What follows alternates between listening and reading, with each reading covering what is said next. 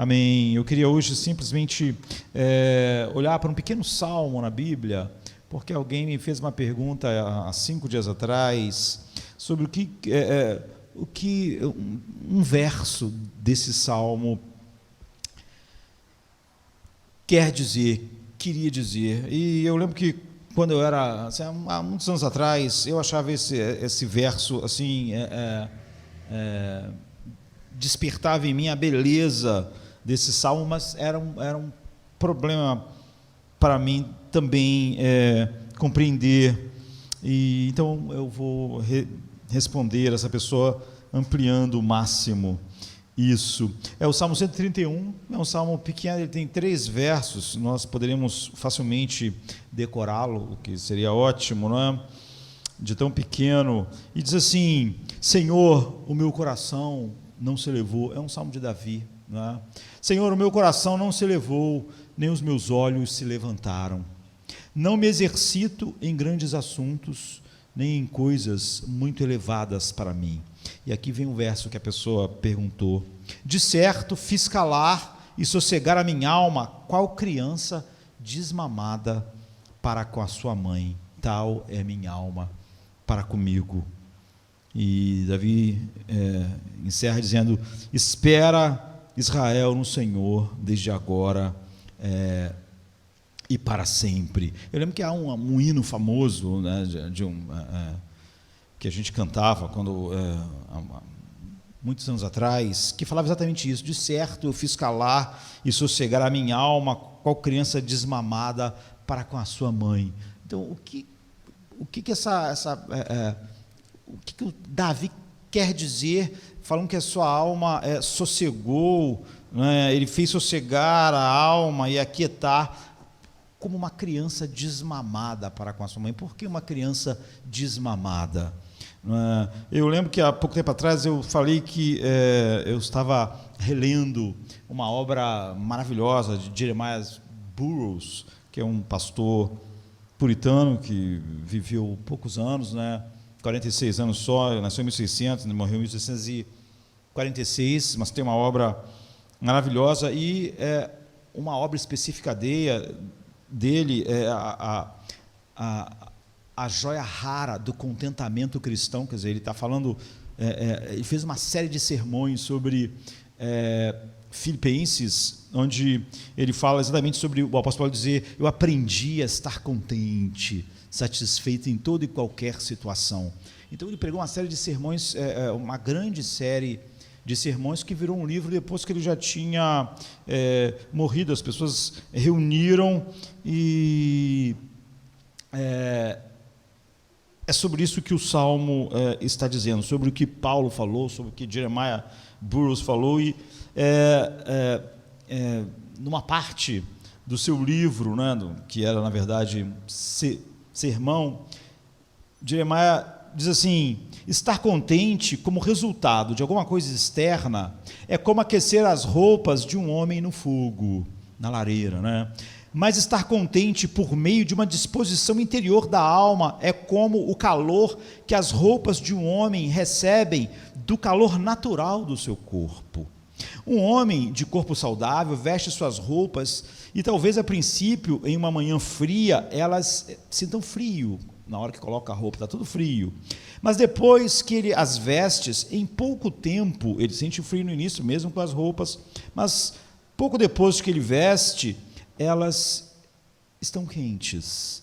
Agora, como elas se aqueceram? Elas não estavam perto do fogo da lareira, não. Isso veio do calor natural do seu próprio corpo. Agora, quando o homem doente, cujo calor natural do seu corpo se deteriorou, ele pode colocar roupas quentes, mas elas não esquentam ele por muito tempo. Ele deve se aquecer no fogo, na lareira, e mesmo assim, logo estará frio novamente.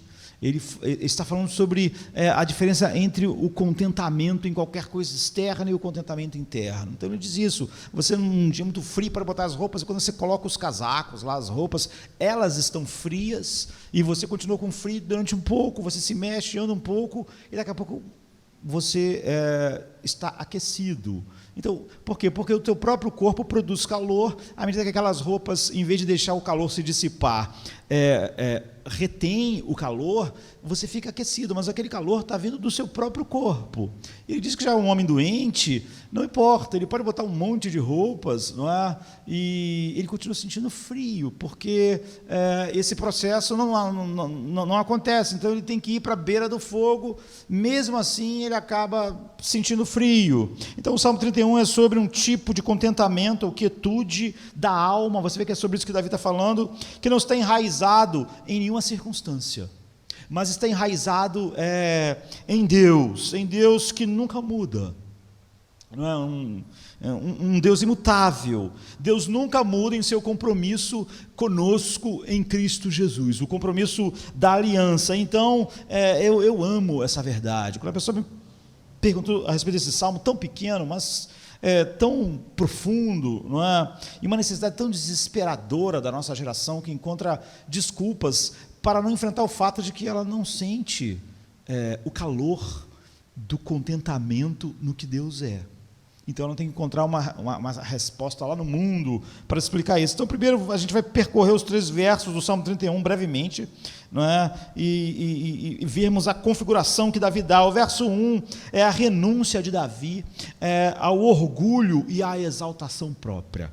E o verso 2 é a compostura da alma, muito intencional de Davi, de se colocar de maneira calma, quieta e sossegada. E o verso 3, ele termina desfrutando dessa paz, desse contentamento, desse sossego. Ele convida: espera, ó Israel, no Senhor, nessa espera tranquila, esperançosa, cheia de paz. Então o verso 1 é uma renúncia de Davi ao orgulho da exaltação própria.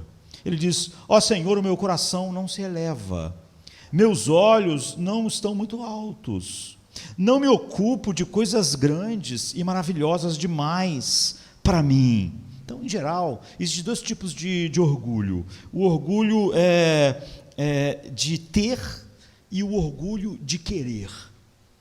O orgulho de ter, ele flui de uma ideia de superioridade, dependendo do que você tenha. É muito comum, não é? Na natureza humana caída. Se a pessoa tem alguma coisa, por alguma razão, ela se vê numa situação, se vê como superior àqueles que têm menos ou que não têm. Mas esse orgulho ele se expressa com o quê? Com vanglória, não é? É a intenção do coração de se vangloriar, mas tem o orgulho de querer, e esse é o orgulho de ter, mas tem o orgulho de querer aquelas coisas que fariam eu me sentir superior, mas como eu não tenho, eu me sinto inferior, eu me sinto mal, eu tenho uma baixa autoestima, eu não tenho o que eu vejo em outras pessoas. Você vê, aquele lá está com orgulho porque ele tem, e ele acha que porque tem, ele tem uma superioridade sobre o outro, você não vai achar aquele orgulhoso, porque ele está para baixo, ele se sente miserável, mas é o orgulho de querer. Eu me sentiria melhor se eu tivesse, mas eu não tenho, coitado de mim. Você vê que há toda em nossa geração, então, há toda uma filosofia que quase que nutre tudo em nossa cultura do vitimismo, do coitadismo. Vários grupos da sociedade, todos são coitados, todos são homem e mulher por causa disso, e aquele, a gente fala sobre minorias, mas tem tanta minoria agora que as minorias mandam no mundo. Porque há um vitimismo, há um coitadismo. Então, existe o orgulho de querer, não é? E eu não me sentia superior porque eu não tenho. Os 2 são orgulho, mas você parece diferente, porque um ostenta, um é arrogante, porque tem e se acha superior. O outro é para baixo, porque ele não tem, então ele não se sente superior, mas ele queria se sentir. É só o orgulho se manifestando de formas diferentes. Então você pode ver o que você pode chamar de orgulho dos fortes e o orgulho dos fracos, dos que têm e o orgulho dos que não têm. Os que têm estão arrogantes e os que não têm estão se sentindo um lixo porque não têm. mas você vê, ele queria ter para ele se sentir melhor. É o orgulho, é o mesmo orgulho.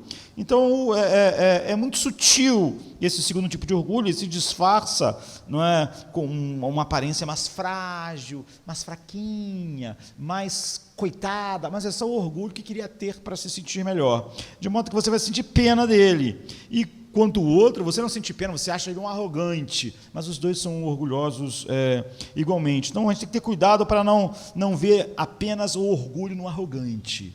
Nós temos que ver o orgulho naquele que tem autocomiseração, sente pena de si mesmo, é sempre para baixo, ninguém me valoriza, e o outro que se sente grande porque é valorizado, é reconhecido, e o outro que se sente um lixo porque não é reconhecido. Os dois são orgulhosos, não é? E o orgulho está tomando formas diferentes. Davi renuncia a tudo isso. Ele diz no verso 1, e ele faz essa renúncia que nós deve ser de todos nós, em 3 níveis. Ele faz no nível, eu diria, do sentimento, depois ele faz no nível da aparência e depois no nível da ação. Então você vê que é completo. Ele diz: Senhor, o meu coração não se elevou. Esse é o nível do sentimento. Ele diz: o meu coração não se elevou, não se encheu de orgulho com as coisas. Eu cortei os primeiros impulsos emocionais do orgulho do ter. Não é? Qualquer sentimento que eu tenho, algo que me exalta sobre os outros, é o rei Davi que está dizendo. Você pode se orgulhar por qualquer coisa, né? Por ter o que o outro não tem. Ele está dizendo: isso foi cortado quando eu vi qualquer tipo de impulso no meu coração de se sentir superior, eu cortei isso. Senhor, o meu coração não se elevou. Sempre que surgiu isso foi mortificado. E eu também não anseio coisas para me sentir melhor. Eu não anseio coisas para me sentir... Você vê, os 2 tipos de orgulho, né? Os meus olhos não se elevaram quando eu tinha coisas, mas eu também não anseio por coisas grandes demais, para me sentir melhor, se eu tiver isso, se eu tiver aquele reconhecimento. Enfim, eu matei os primeiros impulsos desse sentimento. Em segundo lugar, na parte B do verso 1, nem os meus olhos se levantaram. Os olhos é a expressão do semblante, do rosto, a aparência externa. Por isso que a gente fala, a pessoa anda com o queixo erguido, é o orgulho, né? O orgulho que está no coração, como Davi disse, meu coração não se elevou, nem os meus olhos se levantaram. Ou seja, porque eu matei isso dentro de mim, externamente, isso também foi morto. Ou seja, eu não andei com o queixo erguido, com a gente fala a cabeça erguida, né? Com a cabeça erguida porque eu tinha do que me orgulhar. Então, os olhos são a expressão do seu semblante. Os olhos dizem muito como nós estamos, né? Por isso que, às vezes, quando você vê a foto de alguém que eles querem esconder a pessoa, eles botam só uma tarja no olho. Isso já tira a sua capacidade de reconhecer a pessoa depois.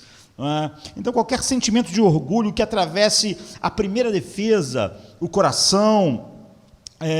Davi diz que mata na aparência. Ele não vai deixar o orgulho usar a sua face como parte, não vai usar a sua face como uma vitrine para o pecado. O contrário. Então ele diz que não vai ter um nariz erguido, um olhar depreciativo, um queixo erguido, não. Em terceiro lugar, eu não me ocupo em coisas grandes e maravilhosas demais para mim. Agora, ele mudou do coração para os olhos e para a atividade. Ele diz: eu não fico querendo uma posição elevada, eu não me ocupo em ocupar os melhores lugares, em estar, não, eu não busco uma coisa elevada demais para mim. Você vê que ele começa lá no coração, o meu coração não se levantou, não se elevou, não se orgulhou, não se encheu de soberba, e nem os meus olhos, ou seja, a minha expressão trouxe isso para fora, e nem eu busco lugares e coisas elevadas. Eu tenho todas essas defesas, tanto no coração, quanto na aparência, quanto naquilo que eu desejo e naquilo que eu faço. Portanto, em 3 níveis, Davi está empenhado em matar o orgulho da sua vida, mas você vê, ele começa querendo matar o orgulho do seu coração, da sua aparência e das suas ações e daquilo que ele busca. O orgulho é um grande mal e Davi o renuncia em todos os níveis. No meu coração, na minha face, no que eu busco, no que eu anseio, eu não vou deixar o orgulho dirigir. Então, a alternativa ao orgulho, no verso 2, é um maravilhoso e pacífico contentamento. A única maneira disso não acontecer é eu estar satisfeito, é eu estar igual ao apóstolo Paulo, que disse, sei estar contente em qualquer situação. Porque você vê, é isso que Davi está dizendo, que é a mesma coisa que Paulo está dizendo lá, que Jeremiah Burroughs escreveu essa obra maravilhosa. Porque quando você, o apóstolo diz assim, eu sei ter muito. Por quê? Porque meu coração não vai se elevar, não vou me achar superior aos outros, nem isso vai me afastar daquilo que realmente é o tesouro da minha vida, que é Deus. Eu sei também não ter nada, não é? Sei passar necessidade, não me sinto inferior por causa disso, não me sinto um coitado, não abraço o vitimismo, simplesmente eu aprendi a estar contente. É isso que Davi está dizendo, porque é o orgulho que faz eu não saber ter muito, e é o orgulho que faz eu não ter nada. É o orgulho que me incomoda, é o orgulho que... Então, no verso 2, ele mostra esse pacífico contentamento. Mas eu acalmei e sosseguei a minha alma como uma criança desmamada para com a sua mãe. Como uma criança desmamada está a minha alma dentro de mim. Está a minha alma para comigo. Então, observe o foco em sua alma, em seu coração, em sua pessoa mais profunda, que é como ele tinha começado. Então, que nesse nível mais profundo, não é? Se ele é liberto do orgulho, da ostentação, do desejo de exaltação, de lugares elevados para ele, do desejo de autonomia, do desejo de qualquer autoridade, então todas as aparências e ações expressarão essa humilde dependência de Deus. Os seus olhos não vão se levantar, nem ele vai buscar coisas elevadas, porque a sua alma está sossegada. Então, aqui que está a expressão que a pessoa me perguntou, por que Davi usou essa figura como uma criança desmamada para com a sua mãe? Por que ele usou para expressar isso, esta imagem? Então, a criança não desmamada, ela procura freneticamente o seio da sua mãe por leite, por causa do seu estômago, por causa da fome, por causa da necessidade, porque ela precisa, porque é uma coisa vital. Mas a criança desmamada, ela gosta do colo da mãe só porque é o colo da mãe. Ela não está com fome, ela não quer nada. É por isso que Davi usou essa figura. A minha alma para com Deus não é porque eu estou faminto, eu estou querendo alguma coisa. A minha alma sossega quando eu estou como uma criança desmamada no colo da sua mãe. Não é sobre meu estômago, não é sobre minhas necessidades, não é sobre meu casamento, não é sobre meu trabalho, não é sobre mim querendo saciar uma fome de importância, não é nada. Não é? É como uma criança desmamada, não é sobre estômago, é sobre coração. A criança desmamada fica lá no colo da mãe, e ali é um lugar de aconchego, um lugar que eu quero estar, um lugar... Então, essa é a imagem de tranquilidade, contentamento, satisfação, alegria e paz que Davi diz que tem na presença de Deus. Ele diz que ele é como uma criança desmamada, ele gosta de estar no colo de Deus, como uma criança desmamada está no colo da sua mãe. Ela já pode ter muitas vezes ter estado no colo da sua mãe porque queria mamar, porque queria se alimentar, porque tinha fome, mas agora ela gosta do colo da mãe só porque é o colo da mãe, só para estar ali próximo. E como nós sabemos que Davi está usando assim, o que diz é que sua alma se acalmou e se aquietou como uma criança desmamada para com a sua mãe.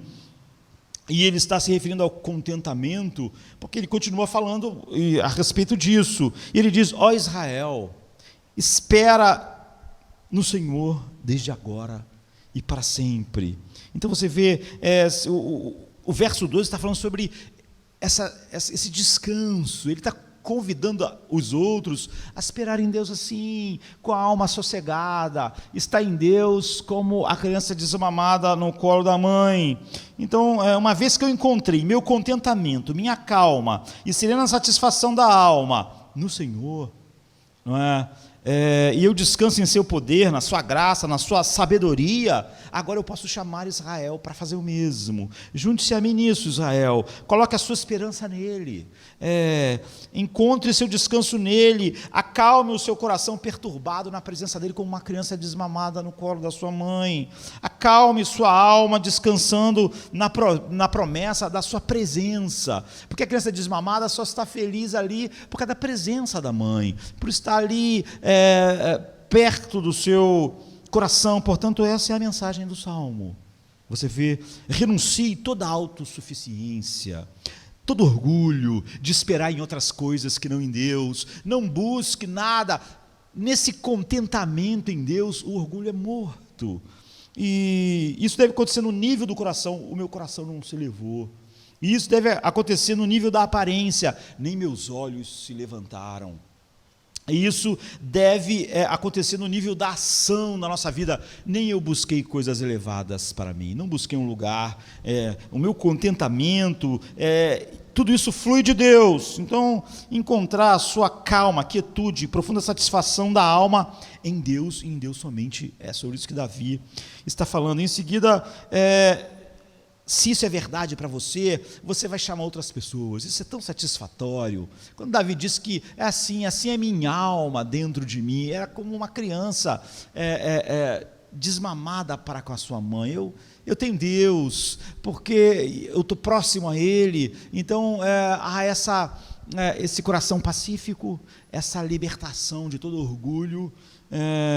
E então Ele chama as pessoas, outras pessoas, para essa calma e tranquila alegria saturada de Deus. Prazer em Deus, não comida. Não é a criança querendo mamar. É prazer em Deus, não família, em Deus, não no ministério, em Deus, não no estudo, em Deus, não no sexo, em Deus, não no esporte, em Deus, não na música, em Deus, não no poder, em Deus, não no sucesso, em Deus, não no entretenimento, em Deus, não no dinheiro. Davi está dizendo com Paulo: considero tudo como perda por causa do incomensurável valor do Senhor Jesus Cristo, meu Senhor, como está em Filipenses 3:8. Ele ouve e crê no que ele mesmo diz, no Salmo 16, verso 11, que diz: na tua presença há plenitude de alegria, à tua direita há prazeres para sempre. Então, flui algo para nós que não é um conselho, é um mandamento de Deus: deleita-te no Senhor. Ou então, Filipenses 4:4, alegrai-vos sempre no Senhor. Novamente eu diria, alegrai-vos. Assim, quando Davi diz no Salmo 131:2, acalmei e sosseguei a minha alma como uma criança desmamada para com a sua mãe. Como uma criança desmamada está a minha alma dentro de mim. Ele não quis dizer minha calma, minha quietude, meu contentamento, satisfação vem de mim. Ele não quer dizer que ele é a fonte da sua alegria, da sua calma, da sua quietude. A criança desmamada não está enrolada na frente do espelho e se sentindo calma, e, enfim, ela quer, ele quer dizer que a mãe, né, onde a criança está no colo, Deus como a mãe para aquela criança é a minha paz. Deus é minha calma, Deus é o meu contentamento silencioso, como uma criança dormindo, quieta, uma criança desmamada no colo da sua mãe. Igual aquela criança, eu quero estar ali, eu sinto que ali é o lugar da minha paz. Então ele se vira e diz para Israel: olha, faça a mesma coisa. Essa é a única receita para a vida, essa é a única receita para a verdadeira vida com Deus. Espera, ó Israel, no Senhor, desde agora e para sempre. Israel, junte-se a mim, como uma criança desmamada no colo da mãe, em Deus. Busque a tranquilidade e a paz da sua alma, a quietude da sua alma, em Deus, e somente em Deus. E vai ficar tudo bem, porque essa é a maneira que quebra aquele padrão do homem natural, em que o seu coração se eleva, os seus olhos o seu queixo fica erguido, e você começa a buscar coisas elevadas demais para você, porque você acha que vai encontrar nisso contentamento, paz, segurança, e não com uma criança desmamada para com a sua mãe. Tempos atrás eu estava vendo um documentário, não é, de uma exposição em Dresden, né, na Alemanha, e lá tem um museu magnífico assim, de tecnologia, e estava mostrando tudo o que estava acontecendo lá no museu, e tinha muitas exibições assim, incríveis da engenhosidade humana de construir as coisas. Qual é uma das coisas que é a base? Nós podemos falar sobre muitas coisas que estão nesse verso, nesse verso 2, que diz que qual criança desmamada para com a sua mãe? Mas nós temos razões sem fim para nossa alma ser diante de Deus como uma criança desmamada para com a sua mãe. Então, eu estava vendo essas exibição dessas coisas incríveis da engenhosidade humana, já que é um museu de tecnologia, mas a coisa mais notável para mim foi um relógio de pulso, não é? Feito por Lange e Soule, e o nome do relógio em português, traduzindo, seria A Grande Complicação, né? O nome desse relógio de pulso é um relógio normal, assim, pelo menos aparentemente, mas você vê o nome do relógio, e eu pensei, que legal, tem um relógio assim, mas eu fui ver um relógio exatamente como aquele que estava sendo mostrado, custa $2,5 milhões e exige um ano inteiro de trabalho de artesãos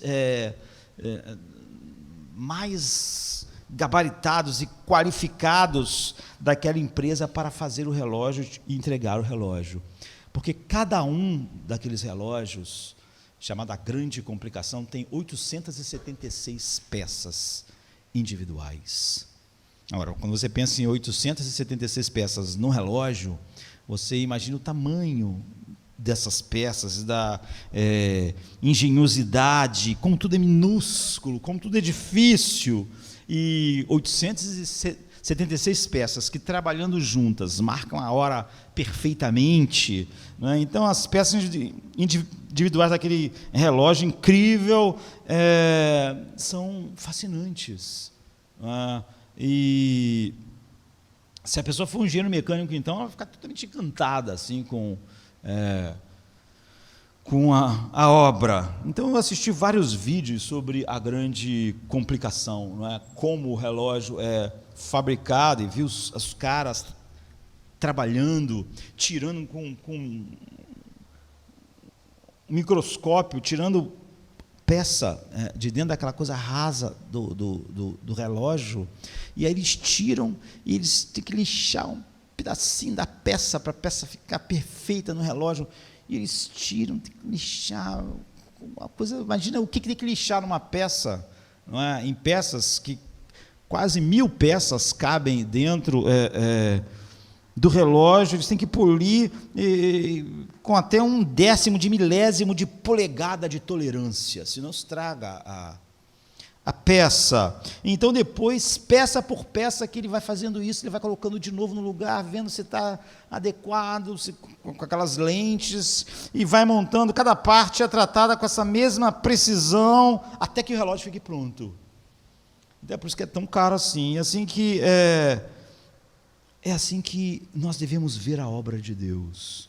Quando a gente vê A Grande Complicação, é muito complicado fazer o relógio, eu acho um nome, enfim, propício. Mas por que nós devemos ter esse descanso? Porque a Igreja de Cristo, não é, o plano de Deus, ao longo dos séculos da história da redenção, é muito mais complexo. Não é? E aqueles hábeis relojoeiros, eles amam o que eles fazem, eles passam às vezes o dia inteiro com 2, 3 peças só, não é? Eles se orgulham que cada peça esteja perfeitamente no tamanho exato, para não só encaixar tudo, mas tudo funcionar e marcar a hora. E quando tudo se encaixa, você imagine a alegria do engenheiro que foi o design que desenhou cada peça. não é? Quando aquilo é executado e tudo funciona, um relógio perfeito. Então, a Bíblia diz que nosso Pai amoroso, esse Pai que Davi está descrevendo aqui, esse Deus em que ele, como uma criança desmamada, se aconchega, ele diz que Deus trabalha assim na vida de todos os seus filhos, e de toda a história por causa dos seus filhos. E cada pessoa é moldada por cada momento de tempo de acordo com o propósito de Deus. Nenhuma parte da história fica andando descontroladamente. Os teólogos chamam isso esse aspecto da atividade de Deus diária na vida dos seus filhos e na história, para que todas as coisas culminem no seu plano eterno, em seu filho, chama isso de providência. Providência. Então, sem abraçar, eu diria, essa grande doutrina da providência, entre outras, o contentamento cristão duradouro é impossível.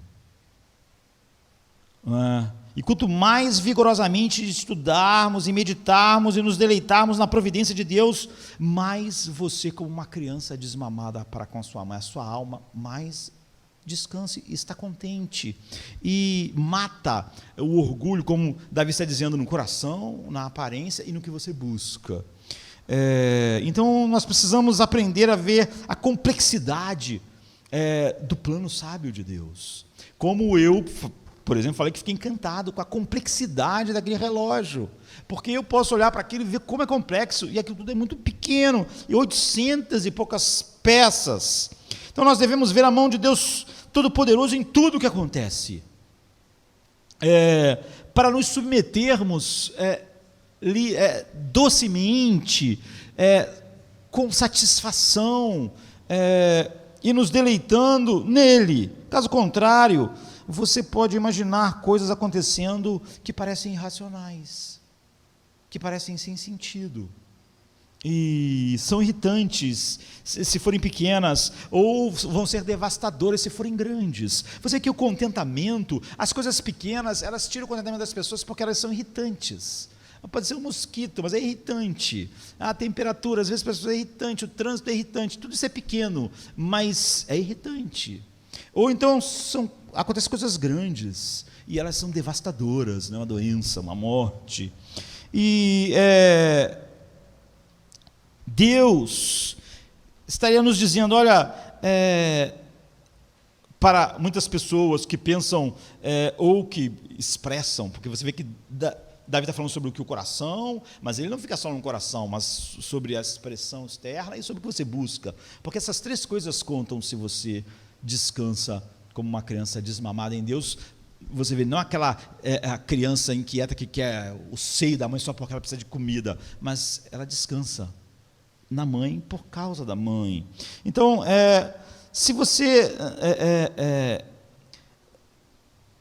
algumas pessoas veem como o mundo, como várias partes da sua vida, como não causadas, não tem nada a ver com Deus. E se aquilo não tem nada a ver com Deus, então aquilo não tem propósito, é sem propósito, é estúpido. É sem propósito, é irracional. Por que isso está acontecendo? Por que isso está acontecendo na minha vida? Por que isso entrou na minha vida agora?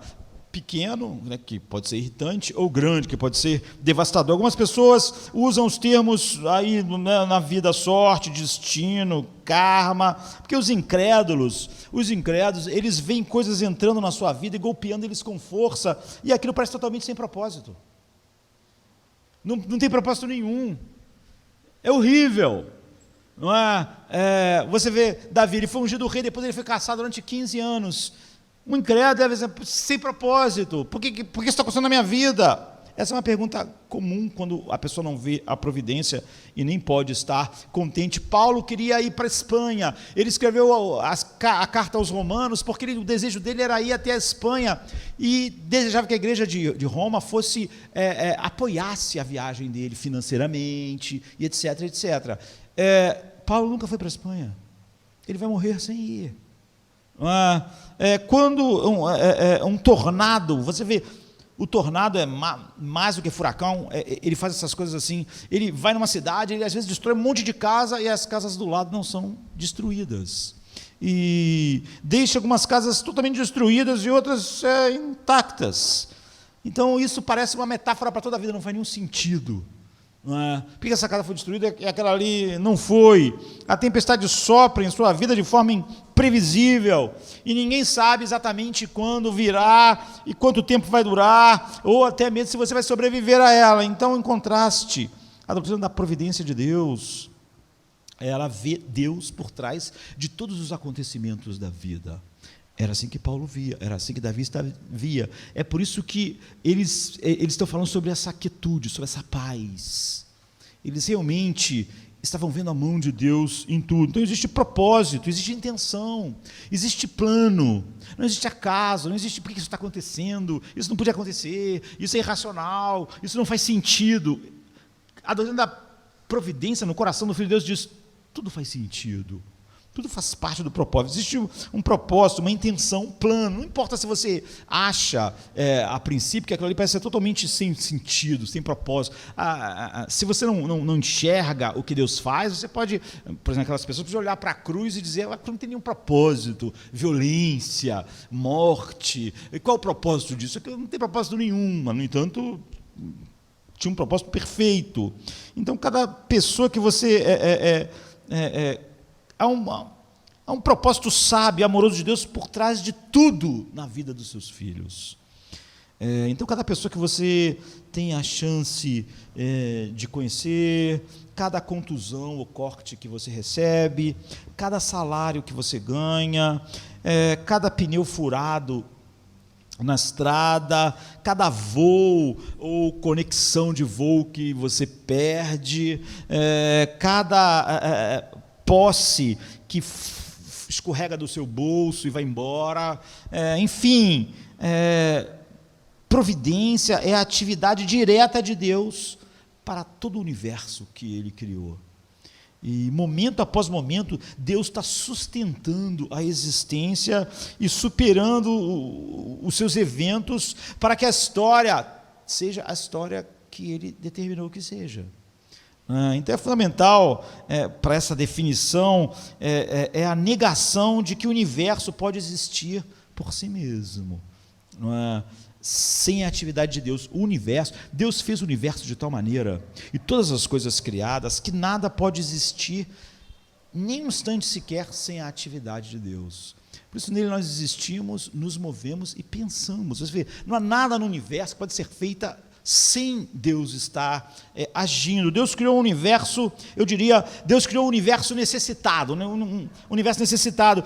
O universo e nada que acontece no universo tem uma existência separada de Deus. Não há nenhuma possibilidade de alguma coisa acontecer ou existir em dependência de Deus. Se Deus escolhesse assim, escolhesse agora, o universo inteiro deixaria de existir. Todos nós e o universo. Porque a nossa existência tem que ser mantida por Ele instante após instante. Deus poderia tirar Satanás do universo e Satanás simplesmente não existir mais a qualquer momento, se Deus quisesse assim. Todos os demônios, todos os tiranos humanos, criminosos, Ele podia tirar da existência. Tudo tem que existir nele. Não há nenhum detalhe no seu universo que exista ou que possa fazer qualquer coisa que não esteja dentro desse limite extremo. Além disso, Deus atua de forma misteriosa, não é? Junto com objetos inanimados, animais e seres inteligentes, navegando em suas atividades, em suas escolhas que são, por exemplo, dos demônios, do homem caído, são escravizadas ao pecado, mas são sempre, uma escravidão interna. O homem está sempre fazendo o que ele quer, os demônios também, o que eles querem, só que sempre eles querem o mal. Ainda assim, Deus está agindo em todas essas coisas, fazendo a história ir exatamente desenrolando momento após momento dentro do seu propósito. E essa é uma afirmação impressionante, mas é claramente o que a Bíblia diz, não é? Porque isso é muito complicado. E cada uma das 876 peças do relógio, a grande complicação, né, é projetada para especificações exatas do seu design. Não há nenhuma peça ali que está ali por acaso. as 876 peças minúsculas, elas têm uma função.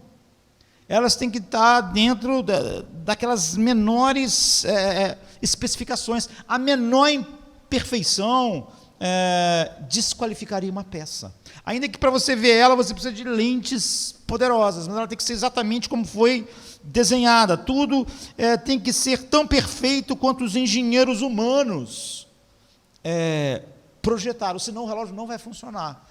Mesmo que você consiga, com muito cuidado, encaixar todas as peças, se alguma peça não estiver exatamente como foi desenhada, não vai funcionar o relógio. E um dos designers lá fala sobre como os laboratórios em que eles fazem o relógio devem estar perfeitamente limpos. Ele diz que mesmo uma única partícula de poeira pode fazer com que o relógio não funcione direito. Então eles trabalham com aquelas roupas, tem que ter a pressão controlada, não pode ter poeira, porque uma poeira naquele universo tão minúsculo daquelas peças que precisam trabalhar, vai fazer tudo ficar descontrolado. E isso torna o controle... Você vê, eles têm um ambiente totalmente controlado para aquela coisa funcionar. Mas isso que eu falei mostra a providência de Deus de uma maneira muito mais espantosa. Porque isso torna o controle providencial de Deus de tudo na história humana e no universo ainda mais incrível, porque Adão pecou. E Deus colocou, então, toda a criação, toda a raça humana, debaixo da maldição. Então, nada mais é perfeito aqui. Não é um laboratório em que não tem uma poeira entrando. Naquele lugar, é complicado aquele relógio funcionar, não é? Mas há um controle, há uma perfeição no ambiente, não tem poeira, não tem nada. Mas esse universo nosso é todo cheio de sujeira. Todos os seres humanos nascem poluídos com o pecado de Adão, profundamente corrompidos, cheios de orgulho, o oposto daquilo que Davi está descrevendo que o Espírito Santo faz em nós. O meu coração não se elevou, nem meus olhos levantaram, nem eu busco coisas elevadas. Para mim, o nosso universo é o oposto disso, naturalmente. Todos nós estamos perigosamente, nascemos como homens naturais, perigosamente desequilibrados, somos totalmente fora do foco para o qual nós devíamos existir, somos como engrenagens sem dentes. É como se todas as peças da grande complicação estivessem erradas, estivessem com as molas tortas, e o cristal rachado, e 1000 arranhões para todo lado. O mundo em que nós vivemos é igualmente defeituoso, gemendo. O apóstolo Paulo diz, toda a criação geme debaixo da maldição, do pecado. Nada disso é uma surpresa para Deus. E esse ambiente que parece caótico não impede em nada que tudo aconteça como Deus quer. Não é incrível a providência de Deus? Não faz a grande complicação ser nada. Deus orquestra seres humanos obstinados, perversos, irracionais, erráticos, orgulhosos e tomando decisões segundo o seu coração. Eles são escravos, mas escravos da corrupção interior. Mas Deus tem um controle na sua providência de tudo tão grande que tudo vai na direção em que Deus determinou. Deus harmoniza profundamente o ecossistema falho, mantendo unido todas as coisas enquanto o seu plano perfeito avança. Por que se alguém cresce num Deus assim, não ia descansar como uma criança desmamada no colo da mãe? A criação geme em decadência e ao mesmo tempo canta em harmonia de que tudo está indo na direção que Deus determinou. Não é incrível? O caos do mundo pecaminoso, todos esses orgulhos se batendo, tudo acontecendo, não está em nada impedindo, confundindo ou atrapalhando o plano de Deus. Em 1991, um grupo de cientistas com grande patrocínio lançou um sistema ecológico fechado, artificial, no Arizona. E eles deram nome a esse sistema artificial fechado, uma cúpula assim no deserto, gigante. Eles deram o nome disso de a Biosfera 2, porque eles estavam tentando imitar a Biosfera 1, que é o planeta Terra. Eles tinham um propósito, né? Eles queriam imitar o planeta Terra no sucesso que o planeta Terra tem de funcionar. E esse projeto, a Biosfera 2, foi um projeto realizado de 91 a 93, lá no Arizona. Então, eles queriam criar todos os ambientes do planeta Terra dentro dessa bolha gigante, fechada, não é? E chamou de biosfera, porque todos os ecossistemas iam estar lá. A savana, a floresta tropical, deserto, todos, o oceano, água doce, ia ter tudo lá. Essa é a Biosfera 2. E eles gastaram uma quantidade de dinheiro inacreditável. A ideia era o quê? Porque se eles conseguissem fazer a Biosfera 2 funcionar, eles podiam então levar o homem até em Marte, criar, reproduzir a biosfera dentro da bolha, e os homens iam poder viver nesses lugares. O objetivo era mostrar a viabilidade do sistema ecológico, os fechados, para sustentar a vida humana. E os melhores engenheiros, as melhores mentes trabalharam nisso, não é? Para poder fazer um dia lá na frente colônias em Marte. E esses ecotecnologistas projetaram a Biosfera 2 com uma rede de sistemas interativos, como é a Terra, incluindo floresta tropical, um oceano em miniatura com recife de coral, com tudo que precisa, uma região úmida de mangue, uma região de savana, um deserto, uma região agrícola para plantar, não é, e tal.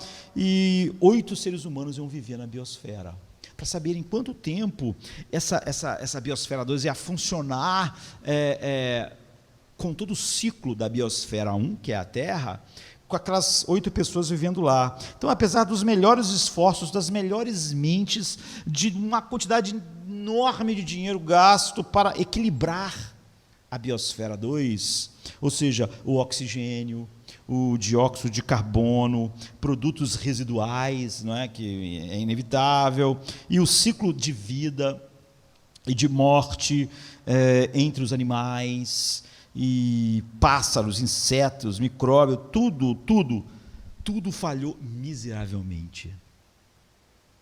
Falhou miseravelmente, porque os peixes começaram a morrer. A Biosfera 2 não conseguia produzir e manter o seu oxigênio. E os peixes então começaram a morrer, e a população de formiga explodiu, e de barata também, e estranhamente as hipomeias começaram a invadir a floresta tropical, expulsando as plantas que deviam ficar naquela parte do ecossistema, e o melhor pensamento do ser humano não conseguiu manter um sistema fechado, equilibrado. No entanto, o planeta Terra, a Biosfera 1, que eles estavam tentando imitar, apesar de ser amaldiçoado por Deus, apesar da ação do homem, que não é nada saudável, funciona. A quantidade de oxigênio continua a quantidade de oxigênio necessária. Não há uma explosão de baratas que domina o mundo. Não há as florestas que acabam porque um tipo de planta invade o outro. Não há o dióxido de carbono que começa a subir na Terra e a Terra não consegue mais regular a temperatura. Não acontece isso. Não é? Apesar disso, a atividade sísmica das placas tectônicas, flutuantes, não é, da Terra, não destrói a vida humana. E a radiação do Sol não nos cozinha até a morte. E os peixes, os plânctons, as algas, as outras espécies biológicas do oceano da Terra se mantém vivo, o ciclo de vida e morte funciona, a quantidade de oxigênio funciona na água, no oceano, na água doce, funciona, as estações continuam em seus ritmos regulares, primavera, verão, outono, inverno, ano após ano, o ciclo da colheita, e nesse palco de gemido, de maldição, de pecado, esse drama incrivelmente complexo da história humana se desenrola de geração em geração. Apesar do caos que é o nosso mundo em pecado, habitado por bilhões de pecadores, a Biosfera 1 não entra em colapso como a Biosfera 2, quando o homem tentou o máximo de tecnologia para manter isso. Então, em inúmeros lugares na Escritura afirma o cuidado providencial contínuo de Deus sobre o universo, e para nossos propósitos é melhor dividir em 2 categorias principais. O primeiro é o cuidado geral de Deus com o universo e suas várias criaturas. e depois o cuidado especial de Deus com o desenrolar da história humana para chegar no seu propósito redentivo em Cristo. Então a Bíblia começa com as famosas palavras: no princípio criou Deus os céus e a terra. Richard Sibbes, que é um grande puritano, diz: providência é a perpetuidade e continuação da criação. Deus não criou as coisas, Deus mantém segundo após segundo. Por exemplo, a gente está estudando Hebreus, diz: ele mantém todas as coisas pela palavra do seu poder. Cada divisão celular, cada átomo no universo, cada átomo no meu corpo e no sol, ele mantém todas as coisas. O Novo Testamento deixa claro que Deus está continuamente mantendo até os próprios átomos do universo juntos por meio da sua palavra. Colossenses 1,17 diz: nele todas as coisas subsistem. Então, se Deus em Cristo retirasse, entre aspas, o seu esforço energético por um instante, cada átomo do universo se separaria, não é? Deixaria de existir. Tudo está existindo nele, instante após instante. A Bíblia revela que Deus governa a existência contínua e o movimento dos corpos celestes, e o sol, a lua, as estrelas. Por exemplo, Jeremias 31, 35 diz assim: diz o Senhor que dá o sol para iluminar o dia e ordem fixa da lua e as estrelas para iluminar a noite, que agita o mar para que rujam as suas ondas. O Senhor dos Exércitos é o seu nome. Você vê, o que está dizendo é o seguinte: você acha que o mar está se movendo por ele, mas não, Deus faz as águas do mar se moverem. Até eu mesmo existo, me movo e respiro em Deus. Ele está fazendo tudo. O controle diário de Deus ativo se estende aos confins distantes do espaço sideral que nós não alcançamos. Isaías nos diz que cada uma das estrelas do universo são nomeadas por Deus. Levantai ao alto os vossos olhos e vede quem criou essas coisas. Foi aquele que faz sair o exército delas segundo o seu número. Ele as chama a todas pelos seus nomes, por causa da grandeza das suas forças, e porquanto é forte em poder, nenhuma delas faltará. Isso é incrível, não é? Os cosmologistas estimam que o número total de estrelas no universo é 1 com 24 zeros depois dele. Porque só na nossa Via Láctea tem de 200 a 400 bilhões de estrelas. E quase todas as galáxias possuem essa mesma quantidade de estrelas. Então, o que a Bíblia está dizendo é que Deus nomeia todas elas. E há mais estrelas no universo do que areia no litoral do mundo inteiro. E Deus conhece e mantém todas essas coisas. Existem literalmente trilhões de seres vivos no planeta Terra. Só que as Escrituras revelam que Deus alimenta todos eles. Não é que eles acham só comida. Deus alimenta os pássaros. Como? Dá a eles a força, coloca a comida no lugar, dá a eles o instinto. Deus não, isso não funciona por si mesmo. Então, por exemplo, Isaías, no Salmo 145, diz: os olhos de todos olham para ti, e tu lhes dá o alimento no tempo devido. Tu abre a sua mão, satisfaz o desejo de todos os viventes. O maior mamífero da terra é a baleia azul. Com 30 metros de comprimento. Essa igreja aqui, lá em cima, no topozinho dela, tem 15 metros. Então, é 2 vezes a altura. 30 metros. Ela tem 180 toneladas, a baleia azul. A baleia azul é o maior animal que já existiu em toda a história. Então, esquece esse negócio, por exemplo, na época dos dinossauros, animais grandes. O maior animal que já existiu, existe hoje, que é a baleia azul. E ela requer 1,5 milhões de calorias por dia para viver. Ou seja, uma baleia azul, para viver, ela precisa consumir 1,5 milhões de calorias, e ela come, a sua comida favorita é o krill, que são camarões minúsculos, pequenos. Então, cada baleia azul tem que comer 8 toneladas de krill por dia, para viverem. 8 toneladas. E como há até 12.000 baleias azuis em nossos oceanos, você imagina o trabalho para alimentar elas. Cada uma dessas 12.000 baleias azuis precisam de 8 toneladas de crio por dia. A Bíblia está dizendo, Deus as alimenta. Deus alimenta todos. Deus nos alimenta. Você pode pensar, mas a gente planta. Ele tem que dar a primavera, a chuva. Ele tem que fazer você se mover, existir para você. Ele está fazendo tudo. Entende? Ele faz isso sem nenhum esforço. Não é que Deus está atarefado, organizando as coisas, e chega no final do dia, ele está estafado. Manter o universo hoje foi uma canseira danada, não estou aguentando manter esse universo. Não, ele faz isso sem esforço nenhum. E até a morte das criaturas é cronometrada e orquestrada por Deus. Quando Jesus disse que nenhum único pardal cai sem a atividade do seu Pai, em Mateus 10, 29, ele está falando sobre a morte do pardal. Ele diz assim, até o cabelo das vossas cabeças estão contados, Mateus 10, 30. Não é que Deus conta o cabelo, e quantos cabelos tem na cabeça do Josemar? Agora, deixa eu ver, tem tanto. Não, é que o que a Bíblia está dizendo é que Deus sabe quanto fio de cabelo há na cabeça de cada um de nós, instante após instante. Então, a mente infinita de Deus realmente sabe quantos fios de cabelo ainda estão na minha cabeça, quantos vão cair, quantos caem a cada instante, quantos vão ter até eu morrer. Você vê quando você não tem paz, não descansa em Deus, como isso é uma ofensa. Você vê, só olhando para a providência, quem Deus é, não é?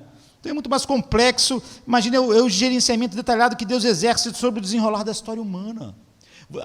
Sustentar isso pode parecer complexo, mas imagina a história humana. A doutrina da providência de Deus se estende aos menores detalhes de uma única vida humana. Uma vida humana que você está vendo, cada detalhe de quando ela é concebida até o fim, cada detalhe é dirigido por Deus. E uma única vida humana e a sua extensão maior, que são impérios. Então Deus planejou todo e está governando ativamente cada momento para garantir que o seu plano é exatamente como e chegará. Isaías então diz, este é o plano preparado para toda a terra, e esta é a mão estendida contra todas as nações, o próprio Senhor dos Exércitos planejou isso. Portanto, quem pode ficar no seu caminho é a sua mão que está estendida, então quem pode fazer ele voltar atrás? Esse é o plano. O que você está dizendo é o seguinte, ele levantou cada império, o império do egípcio, o império grego, o império romano. Ele decidiu não só quando Josemar nasce e morre, mas ele decidiu quando o império romano nasce, quando o império romano morre. Mas você já viu como o império nasce? Quantas atividades que parecem ser totalmente aleatórias, e às vezes quantas coisas terríveis, guerras e tal. Então Deus Todo-Poderoso faz o plano antes da fundação do mundo, de todas as coisas. A mão de Deus se estende a cada momento na história humana para realizar todos esses detalhes, e ninguém pode traçar um plano melhor, nem para a história, nem para os impérios, nem para a minha vida. A ascensão e queda de uma nação, claramente, é parte do plano de Deus. Por exemplo, Atos 17, 26 diz assim, de um só homem, ele fez todas as nacionalidades para viverem sobre a terra, e determinou os seus tempos designados, e os limites de onde viveriam. Isso é simplesmente alucinante, quando nós refletimos como o império que Napoleão dirigiu, surgiu, por quê? Porque ele era orgulhoso, porque ele queria ser grande, e porque ele se juntou a um exército, porque ele destruiu em países, invadiu. Então, a Bíblia diz, Deus é que determinou todas essas coisas. Quantas coisas, quantas pessoas, quantas histórias estão envolvidas. Deus responsabiliza cada conquistador, porque como lá na cruz, cada uma daquelas pessoas que participaram da morte de Jesus estava fazendo aquilo por pura maldade, impulsionados pelo seu coração pecaminoso, mas, no entanto, estavam fazendo o que o propósito de Deus determinou. Deus decidiu quanto tempo duraria o Império Romano, e quem conquistaria o Império Romano no final, como ele ia cair. Nós sabemos que ele caiu meio que internamente primeiro, né? Implodiu em sua decadência moral. Enfim, Deus decidiu onde, por exemplo, os moicanos, que viveram tanto tempo na América do Norte, mas quando eles iam viver, e quanto aquele grupo, os incas, por exemplo, iam viver os astecas, e quando chegou os espanhóis, e aqueles impérios acabaram, Deus supervisionou a ascensão e queda do Império Espanhol no Novo Mundo, e Deus decidiu que o sol nunca se poria no Império Britânico no século XIX, mas que 2 guerras mundiais no século XX acabariam com esse império, onde o sol nunca ia se pôr. Esses poderosos impérios mundiais foram cuidadosamente planejados, da mesma maneira que Deus disse, haja luz e houve luz. Deus conduzindo a história. E isso é tão notável, porque cada império, cada nação que se formou e foi crescendo, se tornou um império, é tanta história individual para chegar a essa grande história. Existe um poema clássico sobre isso que capta bem isso, que diz assim: por falta de um prego, a ferradura se perdeu. Pela falta de uma ferradura, o cavalo se perdeu. Por falta de um cavalo, o cavaleiro não pôde fazer o que devia. E por falta de um cavaleiro, a mensagem não chegou. Por falta de uma mensagem, a batalha foi perdida. E por falta daquela batalha, pela batalha ser perdida, o reino foi perdido. E tudo isso porque faltou um prego na ferradura do cavalo. Não é? Então, Deus cuida de cada prego em cada ferradura para estar no lugar certo, para a história tomar. Você imagine Pilatos. Quem criou Pilatos? Seu pai e sua mãe. Quem colocou ele a ambição de ter uma coisa no Império Romano? Seu coração quis. Toda a história de Pilatos, até ele chegar no momento que ele estava diante de Jesus, foi perfeitamente conduzida por Deus. Agora, quanta coisa aconteceu? Ele podia ter sido escolhido, o outro podia ter sido escolhido, podia ter acontecido muitas coisas, mas cada prego, em cada ferradura da história, está sobre o cuidado de Deus. Então, esse grande plano abrange, se estende de um grande império a uma única alma. Todos os dias nascem, morrem pessoas, mas tudo foi planejado. O Salmo 119 diz que antes de nós nascermos, existíamos, tudo estava escrito no livro de Deus. Os detalhes da nossa infância e educação não foram por acaso. Ou os detalhes da infância e da educação do apóstolo Paulo. Quem seriam nossos pais, nosso status socioeconômico, os lugares onde a gente ia viver, qual seria a religião dos nossos pais por tanto tempo, e qual a educação que a gente ia receber, e que doença a gente ia sofrer em cada fase da vida, quem seriam os nossos amigos, que palavras eles falariam para nós, gerando determinadas coisas em nós, e nós gerando nele. Todos esses fatos, todos esses outros detalhes grandes e pequenos no nível atômico foram planejados por Deus antes do mundo ter início. Mesmo os eventos aparentemente aleatórios, mais aleatórios possíveis, como por exemplo está em Provérbios 16:33, a sorte é lançada no colo, mas toda a decisão vem de Deus. Deus controla todas as coisas, as decisões que nós tomamos a respeito da nossa ocupação, cônjuge. Paulo resolveu ser um fariseu e tal, ele estava indo na direção que Deus estava levando para ser o apóstolo Paulo.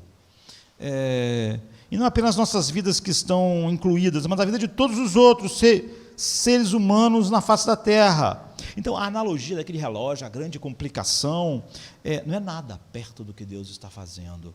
Não é? O relojoeiro confeccionou cada minúscula peça daquele relógio, mas ele precisa de um ambiente perfeito. Agora, Deus consegue fazer tudo funcionar no meio do caos, que é um mundo sobre a maldição e o pecado, e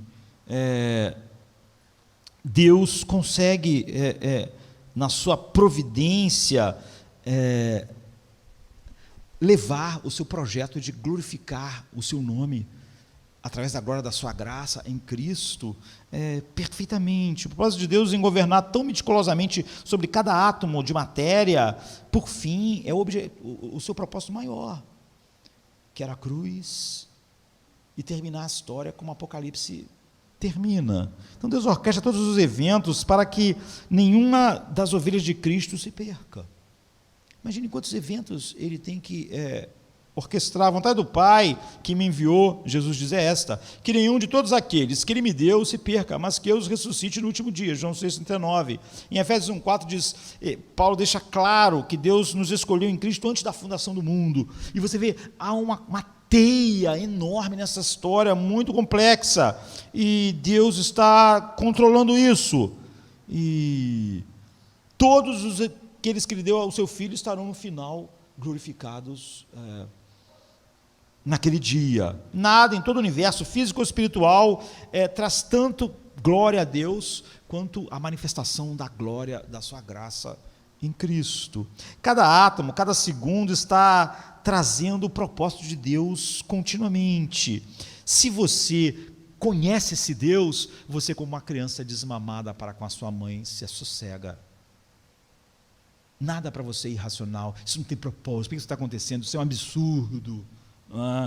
É por isso que Paulo estava dizendo que ele podia estar bem em qualquer situação. Ele nunca estava numa situação absurda. Ele não achava que estava sendo preso porque aquilo ali, Deus foi para algum lugar, ele não estava vendo o que estava acontecendo, ou está tudo errado. Não estava nada errado. Por exemplo, Deus orquestrou uma violenta tempestade elétrica para fazer o jovem Martinho Lutero, que não estava perto de nenhuma cidade, não podia se proteger dos raios, fazer uma promessa a Santa Ana de que se um raio não caísse nele naquele dia, ele entraria para o convento,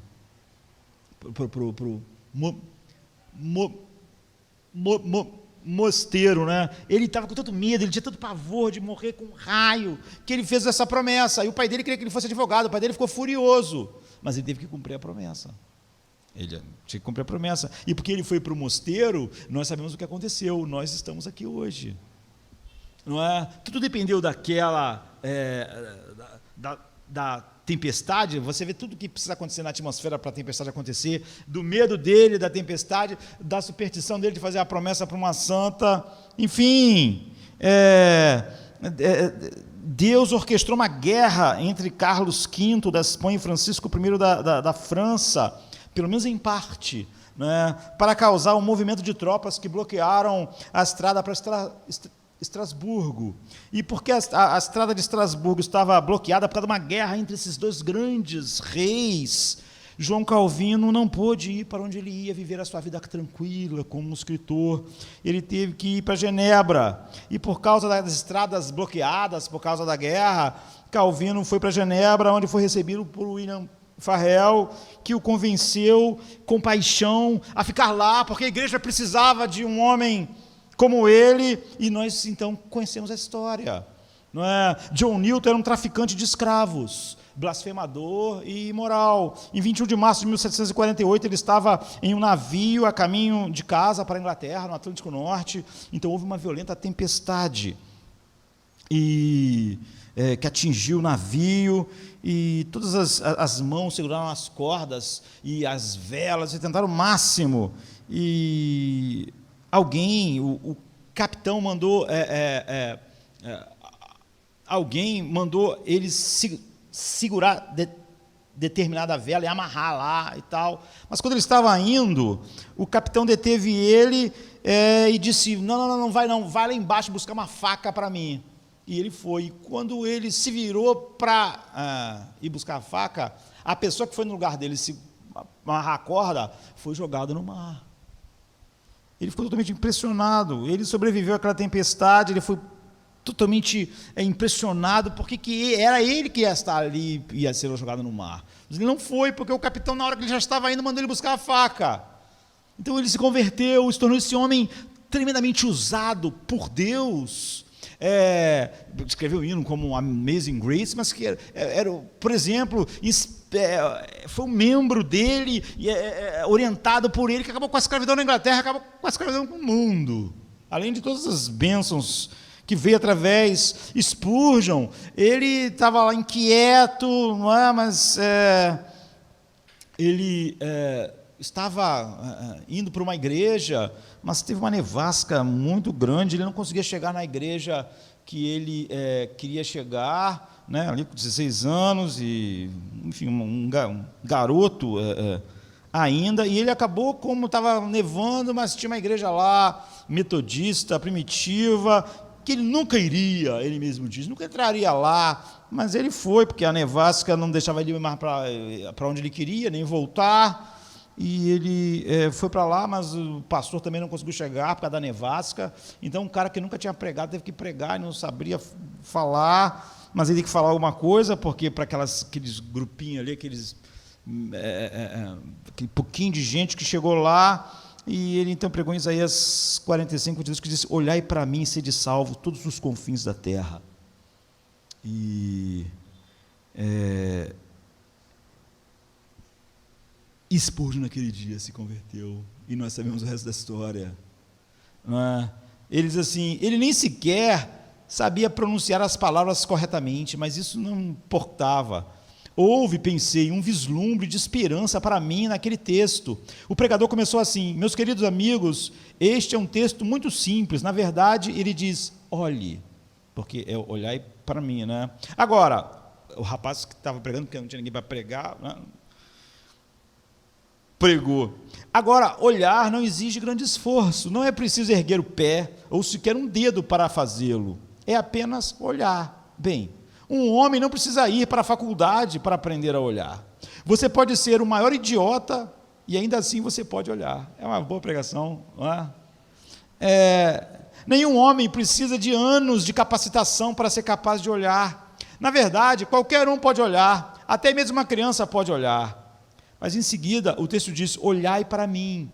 Aí está, disse ele, muitos estão olhando para si mesmos, e o que eles podem encontrar? É inútil olhar para si. Você nunca vai encontrar qualquer conforto em você mesmo. Isso não está muito de acordo com o que hoje em dia, né? Olhe para você, você é maravilhoso, você valoriza. Não, ele tem uma é mais saudável, né? A ideia, a época que ele está vivendo aqui. É inútil olhar para si mesmo. Você nunca vai encontrar qualquer conforto, paz em você mesmo. Alguns olham para Deus, o Pai. Não, não, não. Olhar para Ele, crendo poder ser aceito em você mesmo, é inútil. Jesus Cristo diz, olhai para mim. Alguns dizem, temos de esperar pelo trabalho do Espírito. Você não tem nada com isso, deixa o Espírito trabalhar como Ele quer, não é? O Espírito trabalha como Ele quer, você não tem que esperar nada. Mas não é para isso que nós temos que olhar. O Espírito está trabalhando ou não está trabalhando? Não, não, não.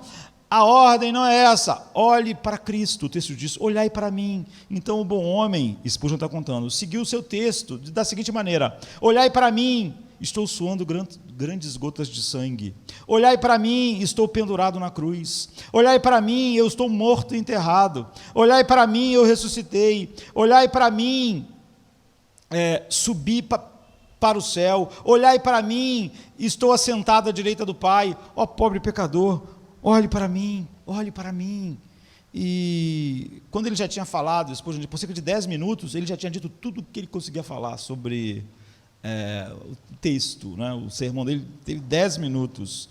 Então, ele olhou para mim sobre a galeria e eu ouso dizer que, como havia tão poucas pessoas ali, ele sabia que eu era o único estranho.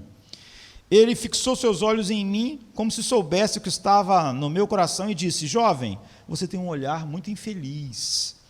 E Spurgeon diz, bem, eu olhei para ele com um certo espanto. Eu não estava acostumado a ter observações feitas do púlpito sobre a minha aparência pessoal. No entanto, foi um bom golpe, atingiu direto no alvo. Ele continuou, e você sempre vai ser infeliz e miserável, miserável, miserável na vida, e você vai ser miserável na morte, se você não obedecer o meu texto. Mas se você obedecer agora, nesse momento, você será salvo. Então, levantando as mãos, ele gritou como apenas um antigo metodista poderia fazer, jovem, olhe para Jesus, veja, veja, veja, você não tem nada para fazer, olhe para Ele e viva. E então eu fui salvo. Não é incrível? Essa é a história. Essa história que você viu de Lutero na tempestade, de John Newton no barco, de Spurgeon na tempestade, no céu você vai ouvir milhões de histórias assim. Tempestade, parecia tudo ao acaso. Não é? Deus envia providências sinalizadoras na vida de cada cristão, mais do que nós jamais vamos lembrar. Um dia nós vamos lembrar de cada fato, vamos ficar espantados.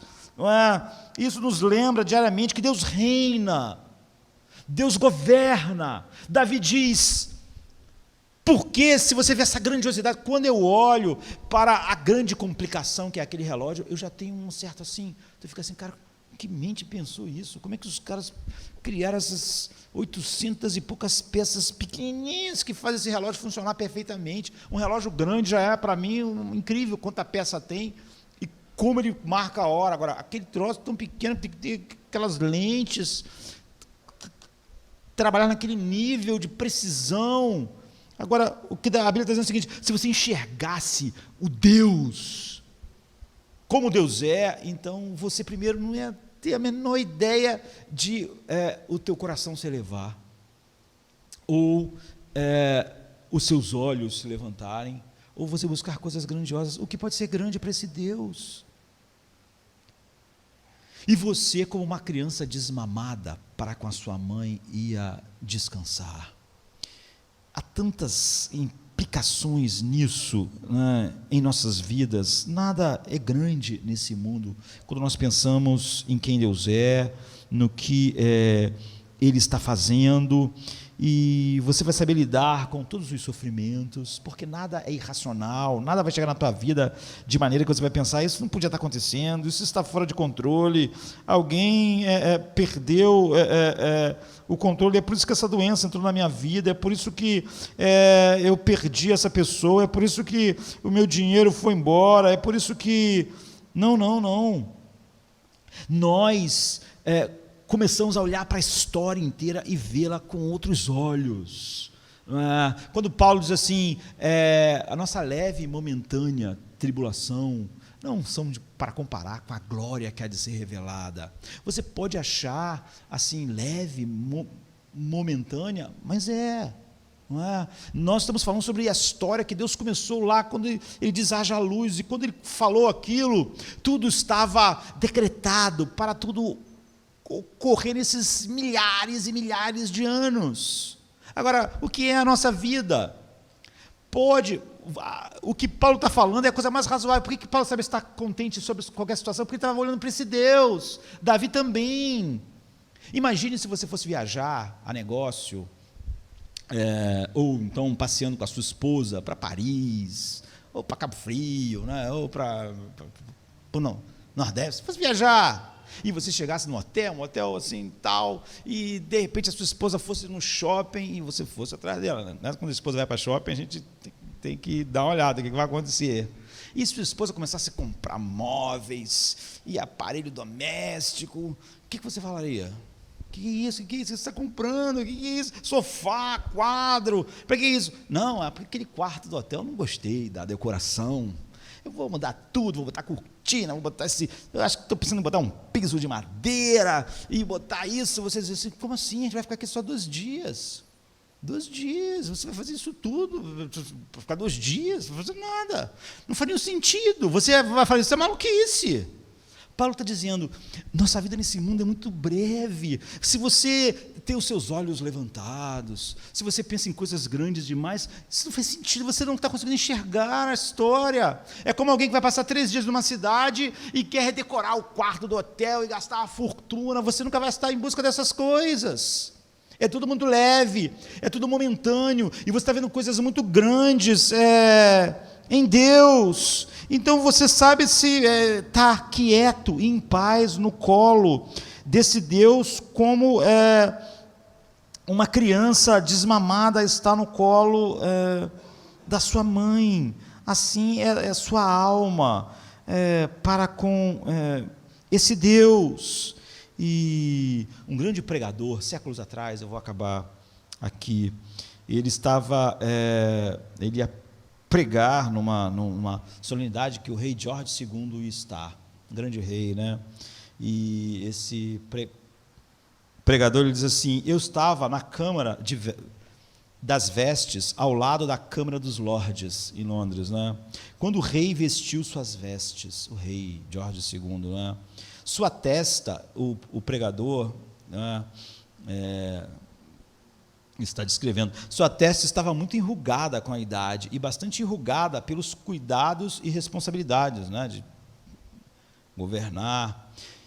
E isso é tudo o que o mundo pode dar, até mesmo a um rei.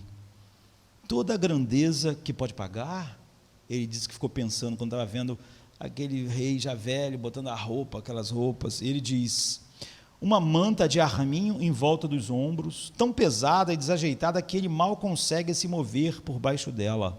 Uma enorme pilha de cabelos emprestado, porque aquele pessoal naquela época usava uma peruca, né?